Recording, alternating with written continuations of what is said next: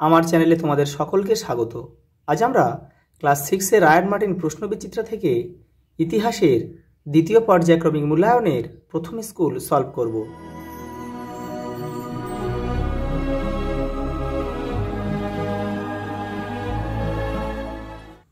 আদি বৈদিক যুগের ইতিহাস জানার একমাত্র উপাদান ঋগ্বেদ।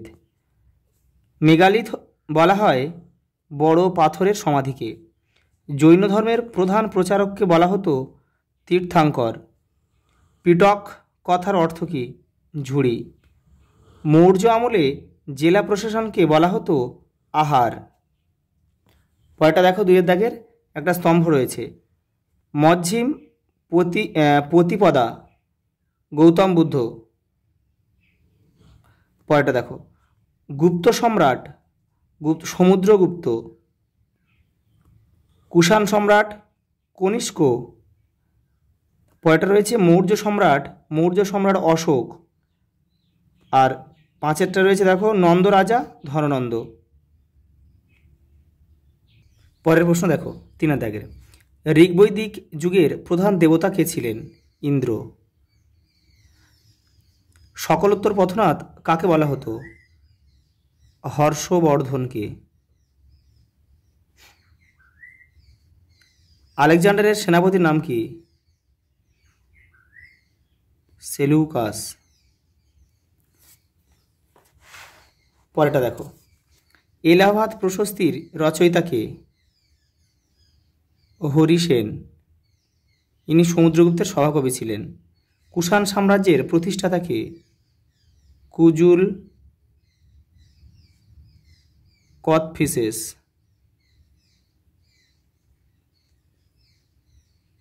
পরের প্রশ্ন দেখো, 4 দাগের, নির্দেশ অনুযায়ী উত্তর দাও, ঠিক ভুল লেখো। বৌদ্ধ ধর্ম প্রচারের ভাষা ছিল সংস্কৃত। এটা ভুল বাক্য,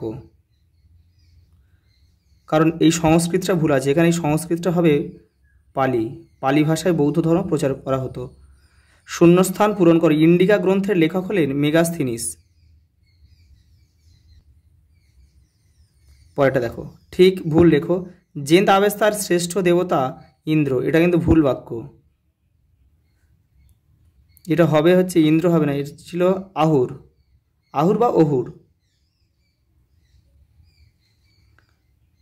বেমানান শব্দটি লেখো। ব্রাহ্মণ, ক্ষত্রিয়, শূদ্র আর নৃপতি। তোমরা এটা বুঝতেই পারছো, এটা নৃপতিটা বাদ যাবে, কারণ এগুলো হচ্ছে বৈদিক সমাজের যে বর্ণাশ্রম প্রথা ছিল, ব্রাহ্মণ, ক্ষত্রিয়, শূদ্র আর বৈশ্য, সেখান থেকে দিয়েছে, আর এই নৃপতিটা আলাদা। পরেরটা দেখো, বেমানান শব্দটি লেখো। নাসিক লেখ, মহাপ্রস্থানগড় লেখ, আর অর্থশাস্ত্র আর কার্লে লেখ, এগুলো সব লেখ, আর এটা একটা গ্রন্থ। তাহলে এই অর্থশাস্ত্রটা এখানে বেমানান।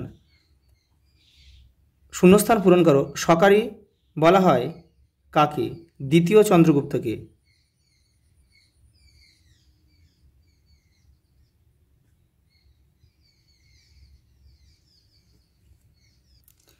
দেখো পরের প্রশ্ন দেখো, 5 দাগের, নিচের প্রশ্নগুলির উত্তর দাও। এটা হচ্ছে মান 2 রয়েছে। ত্রিরত্ন কি? দেখে নাও। এই যে টি মানে টেক্সট, 74, তোমাদের টেক্সটের 74 নম্বর পেজে কিন্তু উত্তরটা রয়েছে, দেখে নাও। এটা লিখবে, সৎ বিশ্বাস, সৎ জ্ঞান ও সৎ আচরণের উপরে জৈনরা জোর দিতেন। এই 3টিকে একসঙ্গে জৈন ধর্মে ত্রিরত্ন বলা হতো। পরের প্রশ্ন দেখো, শ্বেতাম্বর কাদের বলা হয়? দেখে নাও। এই যে দেখো, দিগম্বর ও শ্বেতাম্বর। প্রথমে তোমরা এইখান থেকে এই 2 লাইন লিখবে, তারপরে এইখান থেকে অন্যদিকে উত্তর ভারতে থেকে যাওয়া জৈনদের নেতা ছিলেন স্থূলবাহু। এখান থেকে এই পর্যন্ত লিখতে হবে, এই যে হয় পর্যন্ত। পরের প্রশ্ন দেখো, পঞ্চমহাব্রত কি? দেখে নাও। এই যে পঞ্চমহাব্রত, এখান থেকে এটা কিন্তু পুরোটা লিখতে হবে। আগে চতুর্জাম লিখতে হবে, সেই চতুর্জামের সঙ্গে আরেকটা নীতি যোগ হয়েছিল, সেইটা নিয়েই পঞ্চমহাব্রত। এটা এই পর্যন্ত কিন্তু লিখতে হবে। পরেরটা দেখো, বৈদিক সমাজ কয়টি শ্রেণীতে বিভক্ত ছিল ও কী কী? 4টি শ্রেণীতে বিভক্ত ছিল। কি কি? ব্রাহ্মণ, ক্ষত্রিয়, বৈশ্য আর হচ্ছে শূদ্র। এই 4 ভাগে বিভক্ত ছিল। পরেরটা দেখো, আইহোল প্রশস্তি কে রচনা করেন ও কোন রাজার প্রসঙ্গে এটি রচিত হয়? রবি কীর্তি। কোন রাজার প্রসঙ্গে এটি রচিত হয়? দ্বিতীয় পুলকেশী। দ্বিতীয় পুলকেশী। পরের প্রশ্ন দেখে নাও। টিকা লেখো চতুরাশ্রম। তোমাদের টেক্সটের 56 নম্বর পেজে উত্তরটা রয়েছে। এই যে চতুরাশ্রম, এখান থেকে কিন্তু এই পুরোটা লিখতে হবে, কিন্তু এই পর্যন্ত এই একসঙ্গে চতুরাশ্রম বলা হতো। পরের প্রশ্ন দেখো। টিকা লেখো ষোড়শ মহাজনপদ। দেখে নাও তোমাদের টেক্সটের 65 নম্বর পেজ। এই যে এখান থেকে এই পর্যন্ত। তোমরা যদি চাও যে 16টি মহাজনপদের নাম দেখতে চাও, দেখে নাও। এই যে এই ষোড়শ মহাজনপদের নাম দেখলে এই যেখান থেকে এই 16টা রয়েছে, 1 2 করে এখানে 16টা রয়েছে, এই যে কম্বোজ পর্যন্ত। পরের প্রশ্ন দেখো। টিকা লেখো 10 রাজার যুদ্ধ।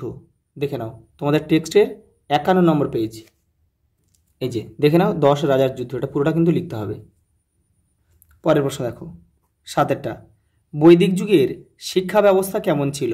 তোমাদের টেক্সটের 57 নম্বর পেজ দেখো। দেখে নাও বৈদিক যুগের শিক্ষা ব্যবস্থা, এখানে প্যারা করে লেখা আছে, তোমরা কিন্তু এটা পড়ে এখান থেকে অল্প করে লিখবে। এই যে এটা পড়ে এখান থেকে অল্প করে লিখবে। এই যে এপার থেকেও কিন্তু এখান থেকে পড়বে, এখান থেকে কিছু লিখবে, আবার এখান থেকেও কিন্তু কিছু লিখতে হবে, যেহেতু মান 5-এর তো এই যে সমাবর্তন অনুষ্ঠানগুলো এখানে কিন্তু দিতে হবে, কিন্তু এই 4টে প্যারা থেকে তোমরা অল্প অল্প করে লিখবে। পরের প্রশ্ন দেখো। মৌর্য শাসন ব্যবস্থার প্রধান বিষয়গুলি উল্লেখ করো। দেখে নাও। এই যে এখান থেকে এই পর্যন্ত লিখবে। শেষ প্রশ্ন দেখো। নব্যধর্ম আন্দোলনের উদ্ভবের কারণগুলি কি কি? তোমাদের বইয়ের 69 নম্বর পেজে উত্তরটা রয়েছে, দেখে নাও। এই যেখান থেকে এই যে যজ্ঞ পশু বলি, এখান থেকে এই পর্যন্ত লিখতে হবে। আজ এই পর্যন্ত, দেখা হবে পরের ভিডিওতে।